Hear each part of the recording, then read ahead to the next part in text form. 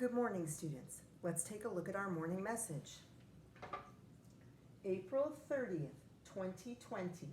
Dear students, what have you noticed about different versions of traditional tales? What is the same? What is different? Mrs. Kilmer. I think I better reread that.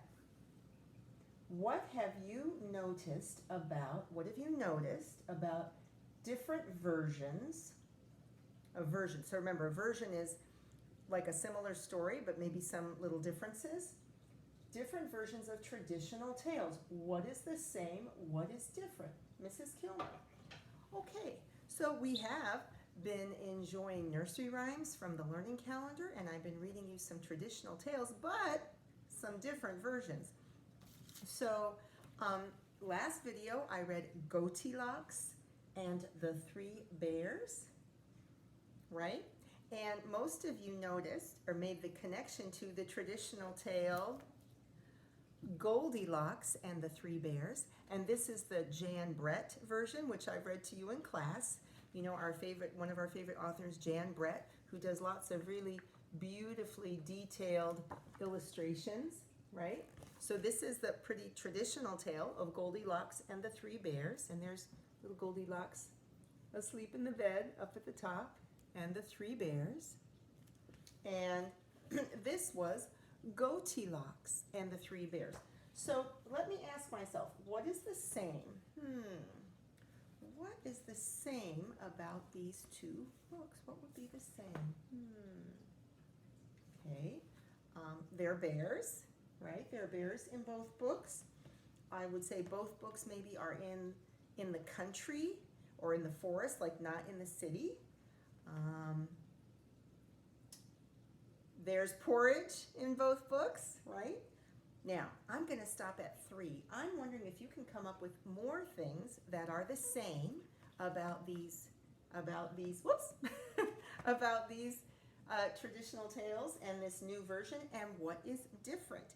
And in fact, today I'm going to read to you another version of that traditional tale. So this book is called Goldie and the Three Bears. And on the cover, I notice a little girl with golden hair, golden locks, and she's carrying a little teddy bear. And she's wearing a dress, and I think it must be fall because of the color of the leaves. There's Goldie and the Three Bears, and there she is walking. I think it's fall. And oh, on the back, I see a house with 3 bears in front of it. Looks like a mama bear, a papa bear, and a baby bear. You see that really well? There we go. Okay.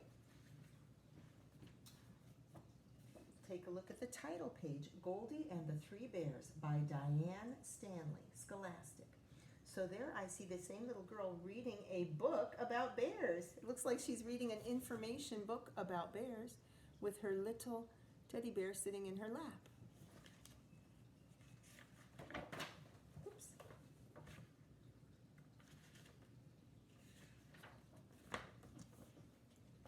Okay. So there I see the same little girl maybe in a restaurant because there's a menu and the table looks really nice. And then here's 4 pictures together. Let's get started. Goldie knew exactly what she liked. Oh, and here's a speech bubble. I want plain pasta with just butter and no green things, please. And what she didn't. Too high. Too scary. Too curly. Too cold. Okay, so this book is interesting. It has the text, but also the little girl Goldie is talking a lot on the pages. So there she's telling them what she wants in the restaurant. And here are some things that are a swing that's too high, a movie too scary, her hair is too curly, and the bathtub is too cold. This made things difficult for Goldie. It was hard work finding the perfect hat. I can't see. A really comfortable sweater. Too scratchy. Or shoes that didn't pinch her toes. too tight. But it was worth the effort, because when Goldie loved something, she loved it with all her heart. Here's the hat, the sweater, the shoes. But there is the teddy bear that was just right.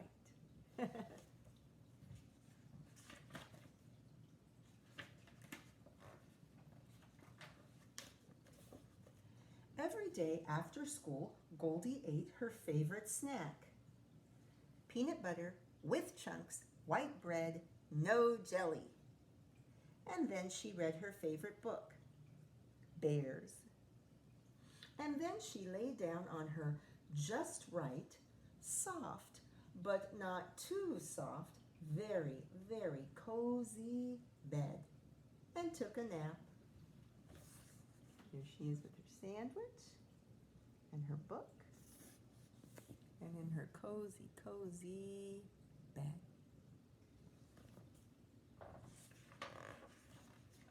Her parents worried about her. "Why don't you invite a friend over?" said her dad. "It'll be fun," said her mom. But it wasn't. Jenny was too boring. Penny was too rough. So there her parents are a little worried about her. And there's the boring friend and the rough friend. Alicia was too snobby, and Sylvia wouldn't come. Snobby means when you're kind of proud or vain and you think you're better than others. So Alicia was too snobby, and Sylvia wouldn't come. "Nobody's perfect," said her dad. But Goldie didn't want somebody perfect. She just wanted someone she could love with all her heart. And there she's looking at the other children in the playground that she's not playing with.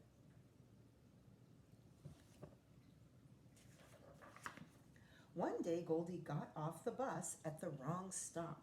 She looked around for some place she could call her mom. At the end of a tree-lined lane, a lane is like a little street, not far from the bus stop, she saw a cute little house. Goldie rang the bell. So there she is at the wrong stop. Ding dong. Nobody answered, so she turned the knob. The door wasn't locked. Goldie peeked inside. She saw 3 sandwiches laid out on the kitchen table. That's when Goldie noticed that she was really, really hungry.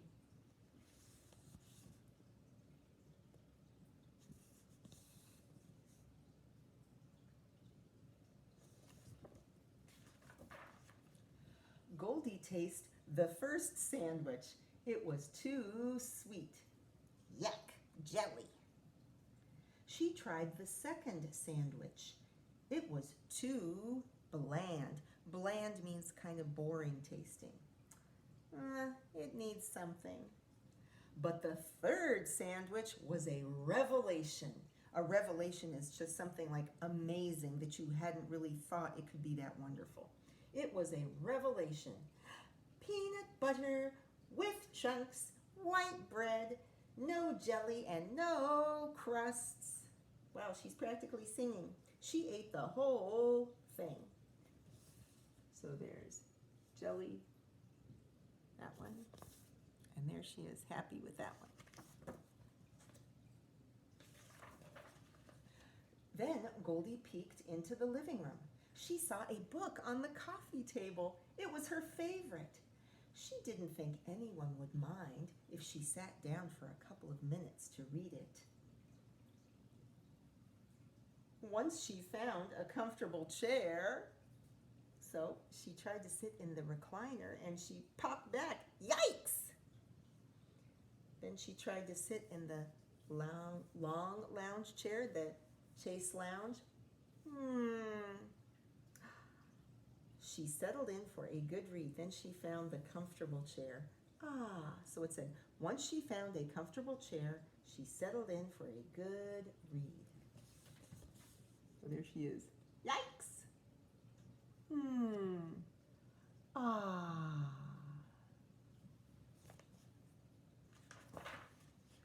When she had finished the book, Goldie peeked into the next room.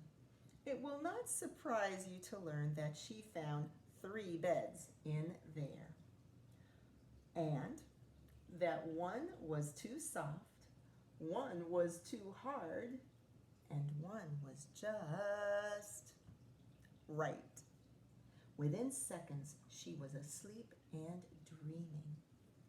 Okay, so this one is a little different. The big Papa Bear bed is too soft.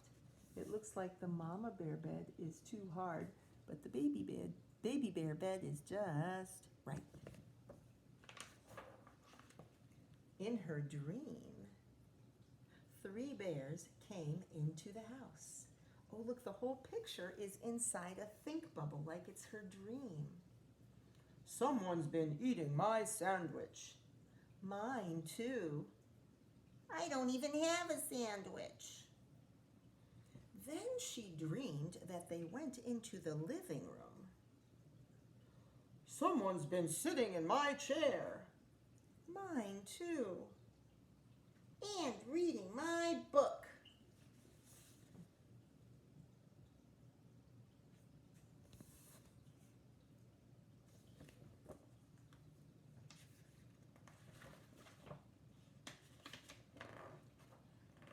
Now, the dream was getting really scary. The bears came right into the bedroom. That's when Goldie realized she wasn't dreaming. Someone's been sleeping in my bed. Mine too. Hey, get off my bed! She realized she wasn't dreaming and that the baby bear was mad. She took a running leap. She was in the air. So there they are, noticing the beds. And there it looks like the baby bear is going to attack Goldie. Oh my goodness, flying through the air. And it's kind of interesting. Instead of ellipses, they have like a long dash, right? She was in the air. What's going to happen?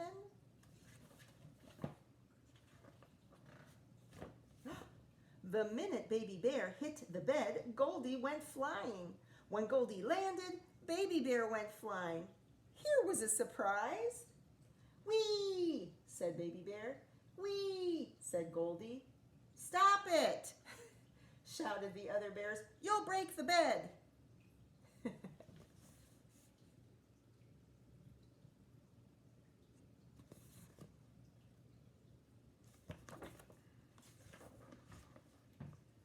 The bears were very understanding about the sandwiches and the chairs and everything.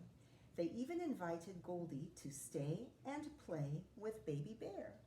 And so she did. So here they are in the kitchen and they're having Goldie telephone her mom, and she's saying, hey mom, guess what? And here they're climbing trees and playing with blocks and having a tea party. There she is on the phone, climbing trees, playing with blocks, and having a nice tea party.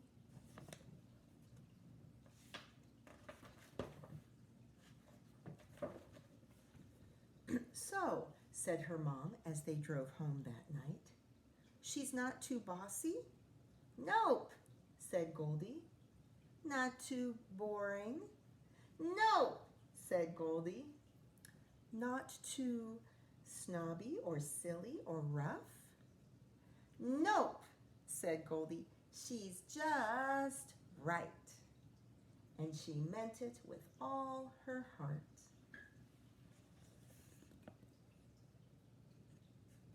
Wow, and now we know for sure it was fall. Look at the pile of leaves they are playing in. So it looks like Goldie found a new friend. Oh, and the dedication. Sometimes we've talked about a dedication page is a page where the author or the illustrator write who they were thinking about or who the book is for and who they were thinking about when they wrote the book. And usually it's in the front, but in this case it's in the back. It says, "For Peter with all my heart." But what I like are there two cute little pictures now of Goldie and the little bear in matching dresses. So, I hope you enjoyed that version of Goldie and the Three Bears, or Goldilocks. And since I have to do something at the end of a book, I'm going back and I'm kind of thinking what things are the same and what things are different from other Goldilocks kind of stories that I've read before. But you know what? I don't want to talk about them because I want you to be thinking about them. I would like you to email me what are some of the things that you've noticed are the same and different about all these different Goldilocks stories, okay? But one thing I did want to do, actually, because I think this is important to think about nowadays, and I really enjoyed this in the first couple pages of the book. It talked about how nice it was for Goldie at home after school. And I think a lot of us are following these kinds of routines these days because we're stuck at home a lot.